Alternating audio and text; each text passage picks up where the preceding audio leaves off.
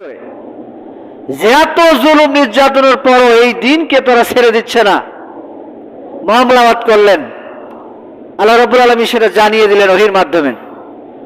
আল্লাহ রাব্বুল আলামিন যখন জানিয়ে দিলেন, আল্লাহর হাবিব তেলাওয়াত করলেন, ওমা হুয়া বিকাউলি শাইরিন কালিলাম মা তুমিনুন।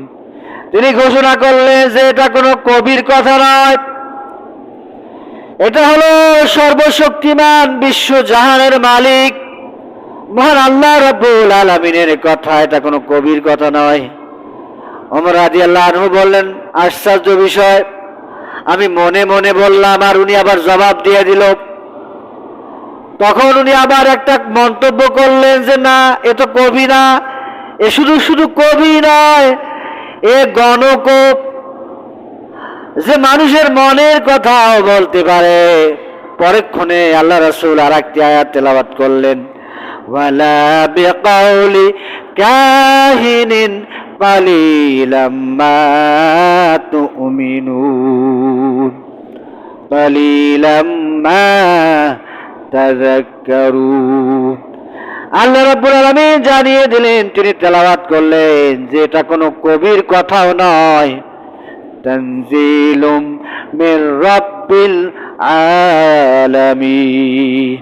আল্লাহ বলেন, তিনি জবাব দিলেন, তার তেলাওয়াতের ভিতরে জবাব দিলেন যেটা কবির কথাও নয়, কোনো গণকের কথাও নয়, এটা হলো তানজিলুম মির রাব্বিল আলামিন, এটা মহান আল্লাহ রাব্বুল আলামিনের পক্ষ থেকে নাজিলকৃত কিতাব। বলেন না সুবহানাল্লাহ। তার ভিতরে ওই যে কোরআনের মহব্বত, ভালোবাসা আল্লাহ ঢুকায় দিছে। একদিন তিনি এই মুশরিকদের কথায় প্রভাবিত হয়ে আল্লাহ রাসূল সাল্লাল্লাহু আলাইহি সাল্লামকে হত্যা করার জন্য তলোয়ার নিয়ে যাচ্ছে তার বাড়ির দিকে। পথিমধ্যে এক সাহাবীর দেখা, বলল, মুহাম্মদ, উমর কই যাও? বলে, আজকে আমি মুহাম্মদকে, আমি এই দিন যে বেদিন হয়ে গেছে, এই বেদিন মুহাম্মদকে আজকে কতল করে ফেলবো, হত্যা করে ফেলবো। তখন তিনি তাকে বললেন যে, ওমর, মুহাম্মদ সাল্লাল্লাহু আলাইহি সাল্লামকে হত্যার আগে তুমি তোমার আগে পরিবার সামলাও। দেখো তোমার বোনের বাড়িতে গিয়ে দেখো, তোমার বোন এই মুহাম্মাদের ধর্ম গ্রহণ করছে। সুবহানাল্লাহ বলেন। ওমর রাদিয়াল্লাহু ব্রেন আরো ক্ষিপ্ত হয়ে গেল, তিনি রাগান্বিত হয়ে গেলেন। কি বলো তুমি? যে বেদিনকে মারার জন্য আমি যাচ্ছি, সেই বেদিনের ধর্ম নাকি আমার বোন গ্রহণ করেছে, এটা হতেই পারে না। তিনি পথ পরিবর্তন করে বোনের বাড়ির দিকে চলে যাচ্ছেন।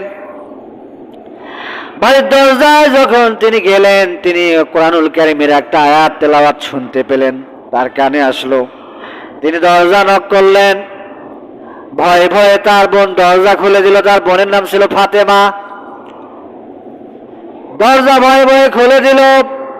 ওমর রাদিয়াল্লাহু আনহুকে জিজ্ঞেস করলেন যে, তোমরা কি তেলাওয়াত করছিলে? আমি শুনতে পেলাম। তারা বলল যে না, কই, আমরা তো স্বাভাবিক আছি। ওমর রাদিয়াল্লাহু আনহু বললেন যে না, আমি শুনলাম তোমরা তেলাওয়াত করলে। তিনি ক্ষিপ্ত হয়ে তার বোন জামাইকে মারা শুরু করে দিলেন। তার বোন যখন তাকে আঘাতে আসলো, তার বোনের শরীরে আঘাত লাগলো এবং রক্ত বের হলো। ওমর রাদিয়াল্লাহু আনহু লজ্জিত হলেন বোনের শরীরে রক্ত দেখে। তিনি তার বোনকে বললেন, বোন, এদিকে আসো, দেখি তোমরা কি তেলাওয়াত করছিলে, আমাকে একটু দেখাও। তার বোন বলল যে না, ইন্নামাল মুশরিকুনা নাজাস, মুশরিকরা হলো অপবিত্র। তুমি যেহেতু মুশরিক, এই অপবিত্র অবস্থা আমাদের এই কোরআন স্পর্শ করা যাবে না। তুমি গোসল করে আসো, পবিত্র হও, তারপরে এই কোরআন স্পর্শ করো। কোরআনের আয়াত যখন তিনি দেখলেন, পড়লেন, বুঝলেন, তার মন গলে গেল। সুবহানাল্লাহ বলেন। তিনি বললেন যে তোমাদের এই নতুন ধর্মের যে দ্বীনে ইলাহির যে নবী, তার কাছে আমাকে নিয়ে চলো।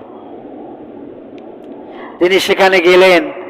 এবং মুহাম্মদ সাল্লাল্লাহু আলাইহি ওয়াসাল্লামের হাতে ঈমান আনলেন, বায়াত গ্রহণ করলেন, ঘোষণা দিলেন লা ইলাহা ইল্লাল্লাহু মুহাম্মাদুর রাসূলুল্লাহ সাল্লাল্লাহু আলাইহি ওয়াসাল্লাম। ইসলাম আনলেন, গ্রহণ করলেন। তাহলে তাদের দুইজন শক্তি কমে গেল, ওমর, হামজা। ওমর রাদিয়াল্লাহু আনহু গিয়ে প্রকাশ্য ঘোষণা দিচ্ছে আবু জাহেলের বাড়িতে গিয়ে, উতবা, সায়বা, আবু সুফিয়ান, আবু লাহাব তাদের বাড়িতে গিয়ে গিয়ে বলতেছে, আবু লাহাব বাড়িতে আসো। কেন, কি হয়েছে? ওমর বলল, আমি তো ইসলাম গ্রহণ করছি। তুমি দূর হয়ে যাও, তুমি তো বেদিন হয়ে গেছো। ওমর রাদিয়াল্লাহু আনহু প্রকাশ্য ঘোষণা করলেন, যে তার মায়ের বুক খালি করতে চায় সে যেন ওমরের সামনে এসে দাঁড়িয়ে যায়। ইসলামের বিরোধিতা সে যেন করে। যে তার সন্তানকে এতিম করতে চায় সে যেন ওমরের সামনে দাঁড়ায়। তাহলে মুসলমানদের শক্তি বাড়লো না কমলো? মুশরিকরা দুর্বল হয়ে গেল। তারা